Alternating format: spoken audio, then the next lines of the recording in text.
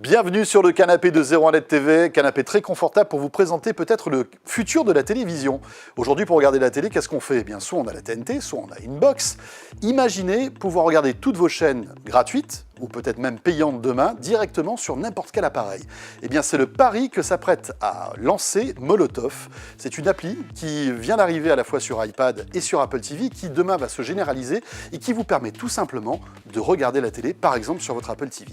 Alors comment ça marche? On installe l'appli, on la lance, et là vous vous retrouvez avec un truc complètement révolutionnaire. Vous allez pouvoir zapper sans regarder les chaînes. Parce que, en fait, regardez, chaque vignette représente le programme qui est diffusé en ce moment même sur chaque chaîne. Par exemple, France 2, c'est le Tour de France, c'est bien indiqué, donc je sais qu'en ce moment il y a France 2 et le Tour de France. Je clique dessus, je fais regarder, et là, j'ai le flux en direct. Alors bon, ça, rien de révolutionnaire, hein, c'est la télé. Ce qui est quand même pas mal, effet waouh, il suffit que j'appuie sur le bouton de la télécommande pour revenir en fait au tout début du programme et me balader même sur les premières minutes de ce Tour de France. Le bouton Bookmark me permet d'enregistrer ce programme, c'est-à-dire que lorsqu'il sera terminé, je le retrouverai dans le cloud, préalablement enregistré pour le regarder quand je veux. Et je peux faire ça donc avec toutes les chaînes de la TNT, il y en a plus de 25. Alors, autre nouveauté de ce service, c'est que tous les programmes qui sont diffusés sur toutes les chaînes sont classés par catégorie, et ça change tout. Vous avez par exemple comme catégorie les films, les séries, les documentaires, vous avez des sous-catégories dans les films, dans les séries, dans les documentaires, dans les enfants, ce qui fait que vous pouvez véritablement affiner vos choix personnels et savoir quels sont les films qui sont diffusés actuellement, quels sont ceux qui vont être diffusés, et par exemple, ce film-là, il suffit que je clique dessus et que je le bookmark. Lorsqu'il sera diffusé à l'antenne, automatiquement, il sera enregistré et je pourrai le regarder donc dans le cloud. Autre fonctionnalité sympa de cette appli Molotov, c'est le fait de pouvoir rechercher les programmes qu'on aime bien.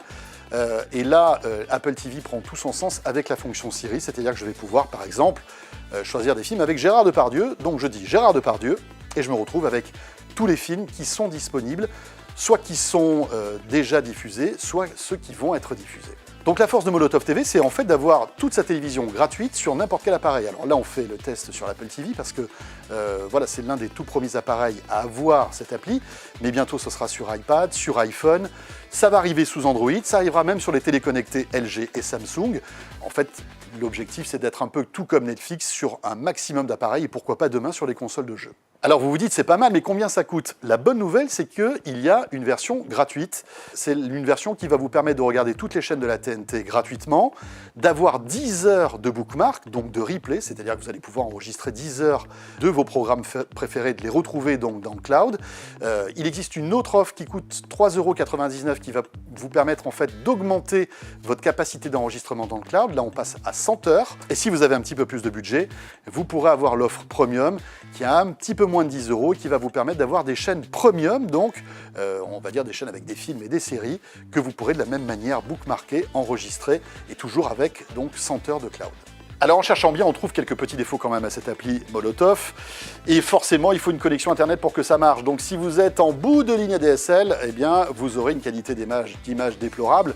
Il faut avoir 1,6 mégabits au minimum pour avoir une image, et évidemment si vous avez plus, vous pourrez bénéficier de la HD.